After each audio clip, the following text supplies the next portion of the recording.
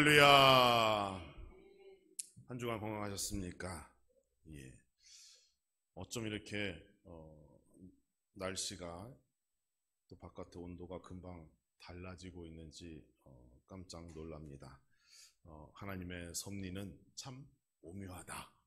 이렇게 느끼고 있죠. 지난 주만 해도 더워서 그렇죠? 죽겠다고 했는데 어제부터인가요?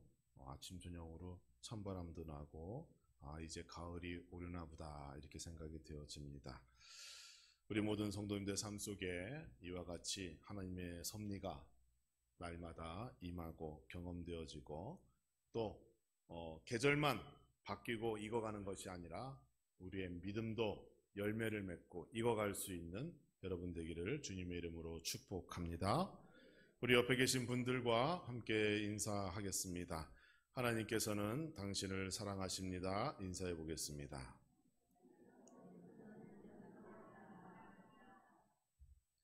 네, 정말 사랑하시는 건지, 사랑하시죠? 예, 그렇습니다. 오늘 시편 84편을 저희가 읽었습니다. 시편 84편은 고라 자손의 시라고 그 위에 제목이 적어져 있어요. 이 시편은 다윗이 썼으면 다윗이 언제 쓴 시라고 적혀져 있고 이렇게 되어져 있는데 시편 84편은 고라 자손의 시 이렇게 기록되어져 있습니다. 사용되는 표현을 보면 그 시편 기자, 저자죠. 얼마나 하나님을 사랑하는지 그 마음을 엿볼 수가 있죠. 거기에 보면 여호와의 궁정, 그렇죠? 또 시온의 대로, 눈물의 골짜기, 이른 비의 축복, 이런 것만 봐도 이 시편 기자가 정말로 하나님을 신뢰하고 있고 사랑하고 있구나. 그리고 사모하는 마음이 얼마나 큰지 우리가 그 내용을 통하여 엿볼 수 있습니다. 저는 개인적으로 10절 말씀을 좋아하는데요. 10절 말씀은 이렇죠. 주의 궁정에서의 한날이 다른 곳에서의 첫날보다 나은즉 악인의 장막에 사는 것보다 내 하나님의 성전 문지기로 있는 것이 좋사오니 이렇게 되어져 있습니다. 더 많이 얻고 싶고 더 많이 가지고 싶고 더 남들보다 높은 곳에 오르고 싶은 것이 우리 인간의 욕망이에요. 그렇죠? 그럼에도 불구하고 오늘 10절에서의 고백이 얼마나 큰 용기와 진실함 가운데 흘러나온 신앙의 고백인지 우리가 알아야 합니다. 여러분 보세요. 하나님의 성전 문지기라고 하는 직책, 세상의 기준으로 보면 정말로 낮은 직업이죠. 그렇죠? 저희가 어릴 적에 학교에 가서 교문을 막 들어서면 거기 아저씨 한 분이 서 계시죠? 누구라 그래요? 보통 수희 아저씨 우리가 이렇게 얘기하잖아요. 그래서 학교에서 청소하시고 관리하시고 이렇게 힘든 일들 도맡아 하신 아저씨 계시잖아요. 성전 문지기가 똑같습니다.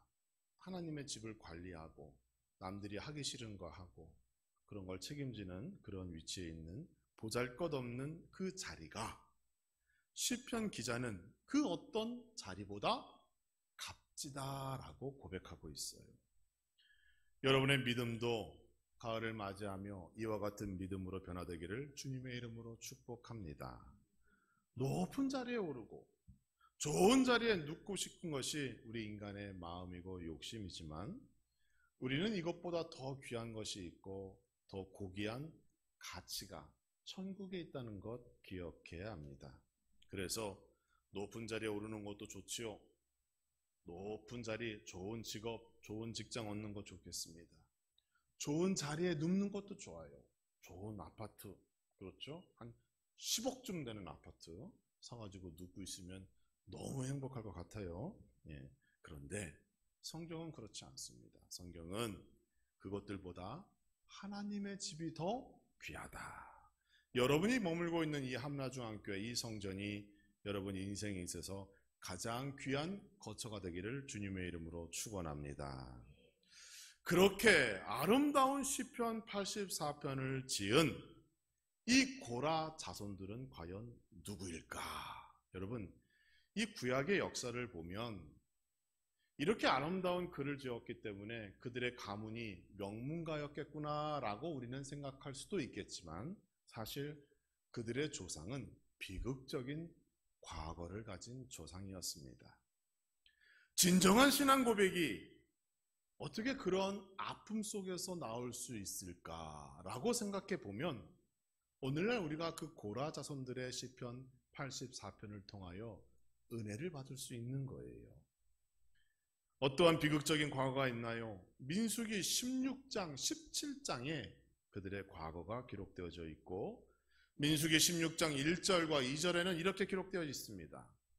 레위의 증손 고앗의 자손 이스라엘의 아들 고라와, 그러니까 지금 시편 84편 자손의 할아버지예요. 증조 할아버지, 고조 할아버지, 그 윗대의 할아버지죠. 그 고라와 루벤 자손 엘리압의 아들 다단과 아비람과 벨렛의 아들 온이 당을 짓고, 당이라는 게 뭐예요? 자기네끼리 파벌을 형성했다는 거죠. 이스라엘 자손 총회의 택함을 받은 자 곧 회중 가운데서 이름 있는 지휘관 250명과 함께 일어나 모세를 거스르니라. 뭐예요? 반역을 했다는 거예요. 반역. 어느 시기에?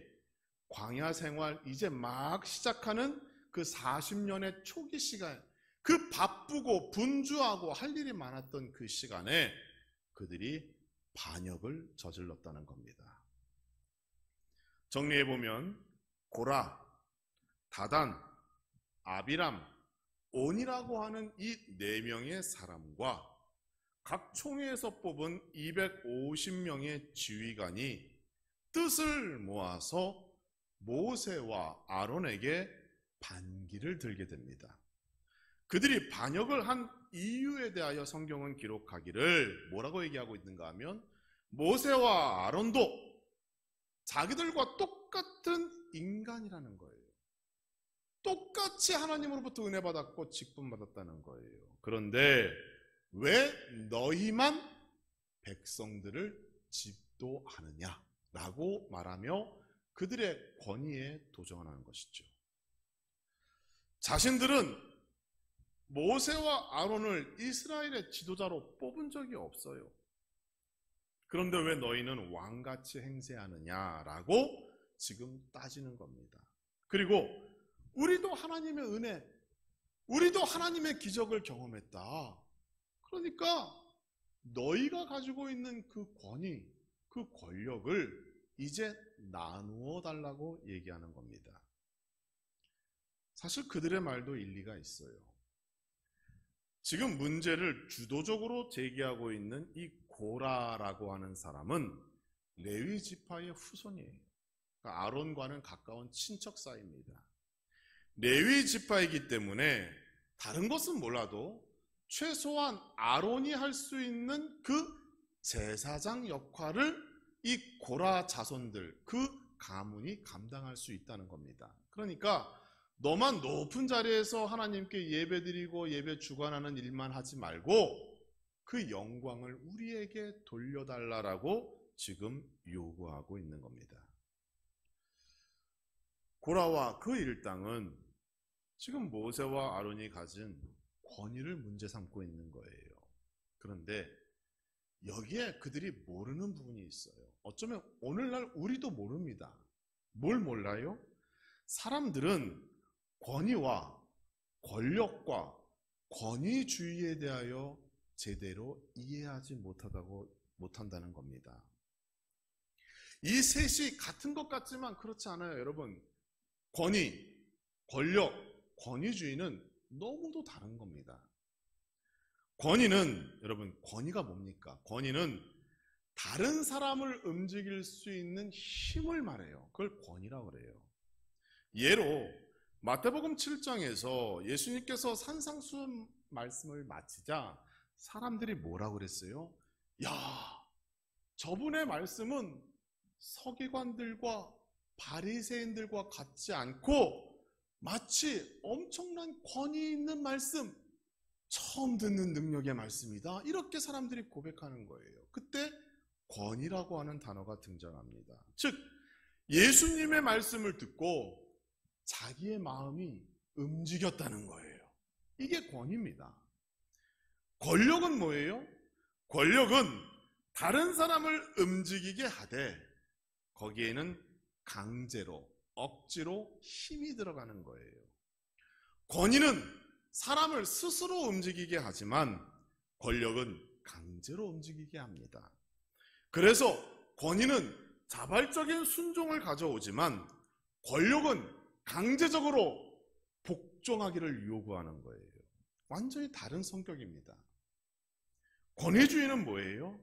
권위주의는 상대의 의견을 무시한 채 다른 사람을 지배하려는 행동 양식을 얘기해요. 즉, 상대방을 무시하고 내 생각을 강하게 주입하려고 하는 거예요. 그것을 권위주의라고 말해요. 보통 유교의 가부장 제도, 그걸 말하죠. 그래서 할아버지가, 아버지가 집안의 모든 권력을 쥐고 그것이 옳고 그름을 따지기 이전에 아버지 말씀이라면 무조건 따라야 한다라고 하는 것, 그것을 요구하는 것, 그게 권위주의입니다. 권위는 하나님께서 주시는 겁니다. 권위는 하나님께서 주시는 거예요. 그러나 권력과 권위주의는 인간 스스로 얻고 인간 스스로 주장하고 거기에는 강자와 약자, 힘의 논리가 존재하게 됩니다. 완전히 다른 겁니다. 여러분 정리하세요. 모세와 아론에게 대항한 고라 일당과 250명의 지휘관들은 하나님께서 모세에게 허락하신 권위에 도전하고 있는 겁니다. 뿐만 아니라 사람들을 모으고 당을 지음으로 자기 스스로 권력을 얻고자 한 거예요. 이게 다른 거예요. 여기서부터 문제가 생기는 거죠. 하나님께서 주신 권위를 인정하지 않자 사람들은 그것을 권력으로 오판하게 되고 그 권력을 뺏으려고 함으로 인하여 인간관계, 사회에 문제가 발생하게 되는 겁니다. 그리고 또 하나 그들의 결정적인 실수가 있었어요. 그게 뭔가 하면 그들이 직분을 받은 레위 자손이었음에도 불구하고 하나님의 일을 높고 낮음, 즉 계급사회로 이해했다는 거예요. 이미 그들은 레위 족속으로 하나님의 성막을 관리하고 예배를 준비하는 막중한 임무를 맡은 자들이었습니다. 그들을 따른 250명의 지휘관들은 약 몇 명이에요? 60만 명이라고 되는 엄청난 이스라엘 백성들, 그들을 대표하는 지휘관들이에요. 그런 그들이 자기가 받은 직분을 망각하고 모세가 가지고 있는 직분이 더 높다고 생각한 거예요. 그것을 가져야겠다라고 마음먹은 거죠. 그들을 향하여 모세는 민수기 16장 9절에서 이와 같이 말합니다. 이스라엘의 하나님이 이스라엘 회중에서 너희를 구별하여 자기에게 가까이 하게 하사 하나님의 성막에서 봉사하게 하시며 회중 앞에서 서서 그들을 대신하여 섬기게 하심이 너희에게 작은 일이겠느냐라고 말씀하시는 거예요. 그러니까 지금 모세가 얘기하는 건 뭐냐면 하나님이 너희들을 택하셨다. 너희에게 직분도 주셨어. 그리고 하나님의 성막 안에서 하나님의 일을 하게 했는데 너희는 지금 그게 작은 일이라고 생각하여 지금 나에게 반역을 하느냐, 이걸 묻고 계신 거예요. 그들에게도 이미 다른 사람과는 비교할 수 없는 하나님의 권위가 임했던 것입니다. 가장 먼저 회중 가운데 구별하여 그들을 세웠죠? 하나님께 가까이 갈 수 있는 권한을 부여받았잖아요. 성막 안에서 하나님의 그 영광을 경험하며 백성들을 대신하여 하나님을 섬기고 예배 준비할 수 있는 일을 그들이 계급으로 이해함으로 말미암아 그것이 하찮고 작은 일이라고 판단하였다는 겁니다. 그래서 사람들을 모아서 더 많은 것을 얻고자, 더 많은 것을 이루고자 하나님께 지금 모세에게 대항하는 거예요. 여러분, 이것이 얼마나 큰 착각이고 오판입니까? 하나님의 일에 높고 낮음이 어디에 있어요? 중요하고 덜 중요한 게 어디 있습니까? 초대교회 이후에 교회 안에서 직분과 또 조직이 생기게 되었습니다. 왜 그런가 하면 여러분 아실 거예요. 처음에 사도들이 성령 받아서 한참 교회가 부흥되고 있을 때 처음에는 몰랐죠. 그런데 교회 안에서 예배드리는 일, 재정을 관리하는 일, 예배 후에 친교를 나누는 일, 구제하고 그런 어떤 일들을 하다 보니까 사도들이 다 할 수가 없는 거예요. 그래서 어때요? 집사라고 하는 직분을 세우고 사도들이 얘기합니다. 우리는 말씀과 복음을 증거하는 일을 전념하리니 너희가 그 일을 맡아 감당하자라고 얘기하는 거예요. 그래서 그때부터 조직이 발생하고 직분이 생기게 된 겁니다. 여러분, 그렇죠? 그러니까 무엇이 귀하고 무엇이 덜 귀하고 이게 아닌 거예요. 교회 안에서 안내위원, 헌금위원, 구역장, 강사, 집사, 권사, 장로, 그렇죠? 전도사, 목사 등등의 직분이 존재합니다. 여러분, 하는 일이 다르기 때문에 직분을 나눈 것이지 하나님 일에는 어느 것 하나 중하고 덜 중한 게 없는 겁니다. 안내하는 일이 헌금위원을 맡는 것보다 가벼울까요? 그렇지 않죠. 집사나 권사가 장로보다 가벼운 직분이에요? 그렇지 않습니다. 모두가 중요하고 소중한 것이에요. 단지 모세와 아론은 하나님께서 지명하여 직분을 받았기 때문에 백성을 대표할 뿐입니다. 하나님께서 목회라고 하는 일을 맡겼기 때문에 교회의 목사는 목사의 직분을 다할 뿐인 겁니다. 마찬가지죠. 모세도 마찬가지예요. 고라가 보기에는 모세와 아론이 높은 직분과 권력을 가졌다라고 생각할 수 있겠지만 그렇지 않습니다. 모든 직분자들이 구할 것은 여러분 뭡니까? 자기 마음대로 행동할 수 있는 권력을 얻기 위하여 구하는 것이 아니라 하나님 말씀에 순종할 수 있는 그 순종의 믿음을 구해야 하는 거예요. 고라가 그것을 몰랐습니다. 우리 암라주함께 모든 성도님께서는 이 말씀에 순종하는 그런 믿음을 가지고 또 그 믿음을 구하는 성도가 되기를 주님의 이름으로 축원합니다. 교회의 직분과 맡은 일에는 높고 낮음이 없으며 중하고 덜 중요한 것이 없어요. 모두가 소중하고 내가 맡은 일 하나를 소홀히 하면 여러분 전체 공동체에 어려움이 있고 교회가 힘들어지는 겁니다. 제가 말씀드리는 게 있어요. 저는 1년 내내 교회에 머물지만 우리 성도님들께서는 일주일에 한 번 교회에 나와 하나님 말씀 듣는 분들이 대부분입니다. 물론 새벽 예배, 수요 예배도 있지만 건강 이유, 여러 가지 이유로 못 나오시고 대부분이 아마 절반 이상 70% 정도는 수요 예배 못 나오시고 주일 예배 나오세요. 그러면 일주일에 한 번 나오는 거잖아요. 그렇죠? 그러면 여러분 생각해 보세요. 내가 맡은 일을 소홀히 하여 일주일에 한 번 말씀 들으러 나온 그 성도에게 어떠한 시험과 아픔과 고통을 준다면 이게 얼마나 하나님 앞에 큰 죄입니까? 그래서 우리는 맡은 일에 최선을 다하는 거예요. 나를 통하여 하나님을 만나게 될 다른 성도들을 생각하고 나의 수고와 땀방울을 통하여 은혜 받을 그 성도들의 얼굴을 기억하며 내가 받은 직분에 오늘 하루 최선을 다하는 겁니다. 그게 하나님의 일을 감당하는 거예요. 단위에서 목사님처럼 말씀을 전해야 하나님의 일을 감당하는 겁니까? 그렇지 않아요.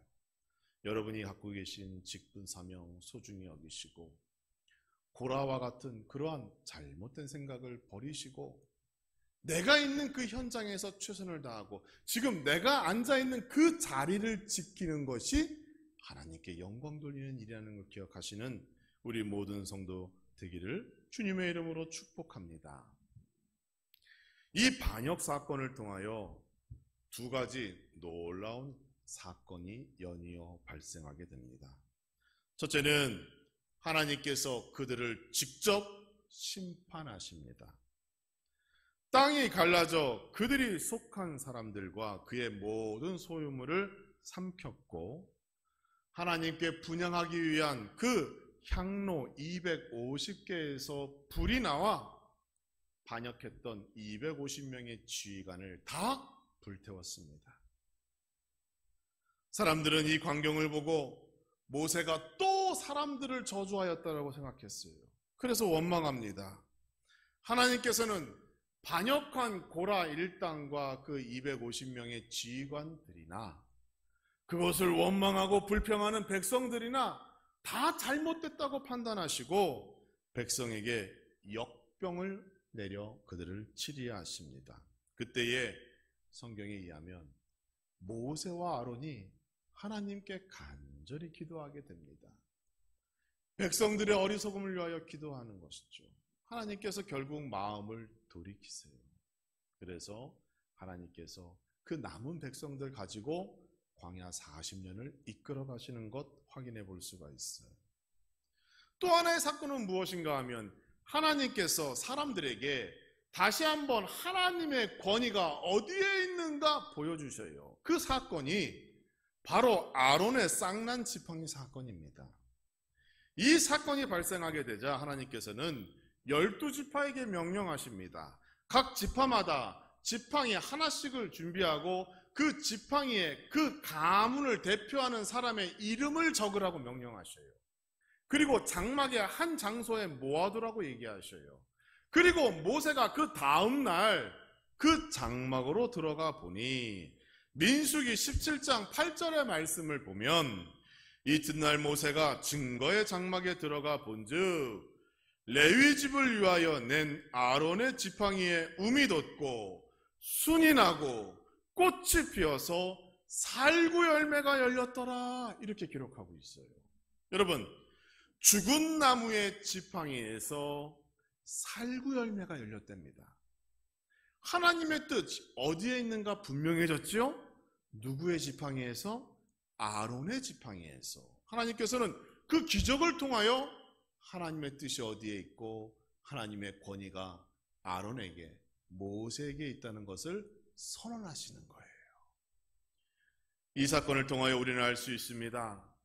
하나님께서 주시는 권위는 권력이 아닙니다.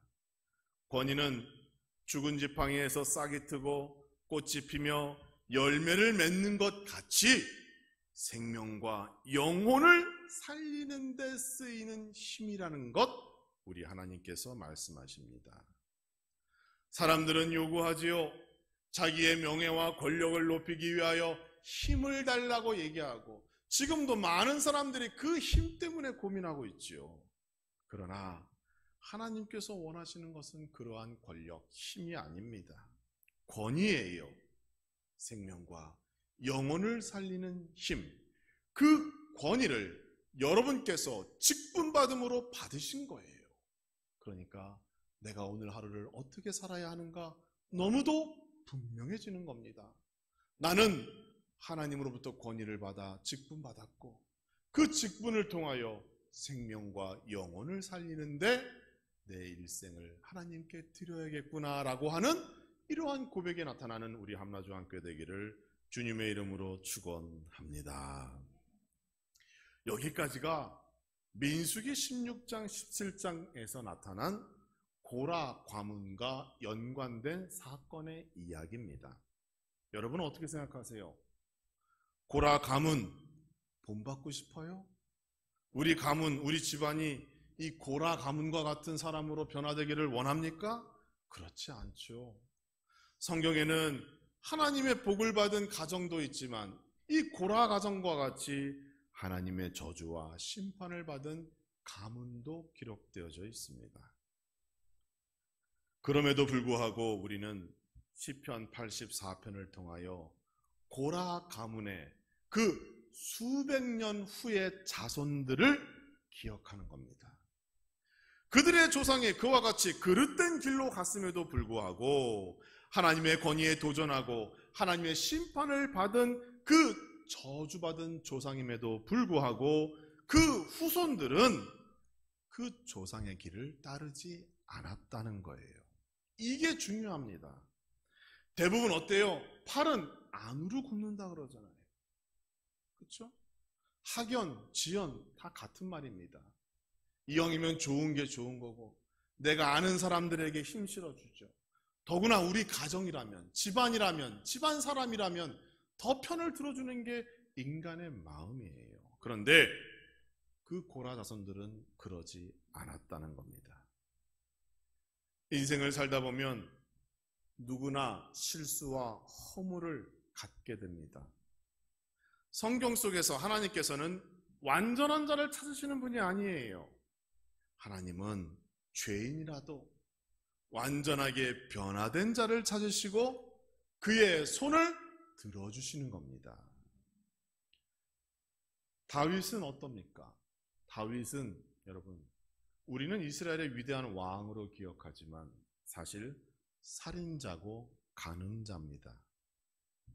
우리는 종종 사울과 다윗을 비교하지요.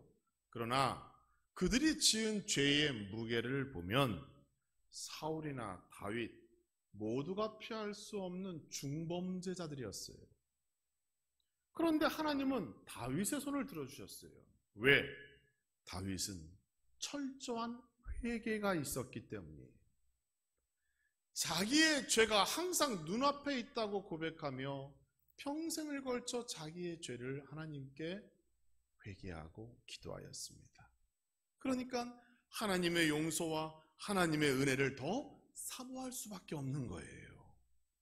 그래서 성경은 사도행전 13장 22절에서 이렇게 다윗에 대하여 평가합니다. 다윗을 왕으로 세우시고 증언하여 이르시되 내가 이새의 아들 다윗을 만나니 내 마음에 맞는 사람이라 내 뜻을 다 이루리라. 이렇게 말씀하셔요. 하나님 마음에 맞는 사람이래요. 다윗이 살인자였고 간음자였던 다윗을 하나님 마음에 맞는 사람이라고 말합니다. 왜? 그에게는 철저한 회개의 역사가 있었기 때문에. 고라 가문이 공동체 전체의 문제를 일으키고 역사 속에서 저주받은 가문으로 기록되어 있지만 그의 자손들은 그 조상의 길을 따르지 않았습니다. 마음을 돌이켜 하나님을 따르고 분명 자기 조상의 죄까지도 하나님께 고백했을 거예요. 하나님의 말씀을 따랐어요. 그러한 진실된 삶, 그러한 믿음, 그러한 고백 속에서 오늘 본문 시편 84편의 놀라운 고백을 우리에게 해주고 있는 겁니다. 하나님께서 누구의 손을 들어주셨어요? 결국 고라 자손의 손을 들어주셨습니다. 실패의 과거와 수치의 역사를 안고 있지만 하나님께서 보시는 것은 지금 오늘의 모습을 보시고 지금 현재의 믿음을 보신다는 것 기억하시기 바랍니다. 사랑하는 성도 여러분, 오늘 본문을 통하여 우리는 두 가지의 교훈을 얻고자 합니다. 첫째는 하나님께서 주신 권위는 자신의 명예와 권력을 위함이 아니라 생명과 영혼을 구원하기 위하여 주시는 힘이다. 그리고 나는 이 권위를 통하여 직분받았다. 이것 한 가지 기억하시기 바랍니다. 또 한 가지는 하나님께서는 과거의 죄를 묻지 아니하시고 현재와 미래의 일을 더 중요시하시며 관심 가지고 계시고, 그래서 오늘날 내가 하나님께 드리는 진실한 회개와 참된 믿음의 고백이 그 무엇보다 소중하고 중요하다는 것을 그 고라 자손의 고백을 통하여 우리가 배우게 되는 겁니다. 사랑하는 성도 여러분, 고라 자손과 같이 조상의 잘못된 관습, 우리 안에 있는 고쳐야 할 문화를 따르지 않고 오늘 하루 내가 맡고 있는 직분과 사명에 최선을 다하는 성도 되기를 주님의 이름으로 축원합니다. 고라 자손의 조상은 비록 실패한 과거의 인생 가지고 있지만 고라의 자손들은 축복의 길을 걸었습니다. 그 놀라운 은혜와 축복이 여러분의 가정에 충만하고 이제 새로운 가을, 새로운 계절을 맞이하며 이 놀라운 하나님의 은혜와 사랑이 여러분의 가정에 충만한 여러분 모두가 되어지기를 주님의 이름으로 축원합니다.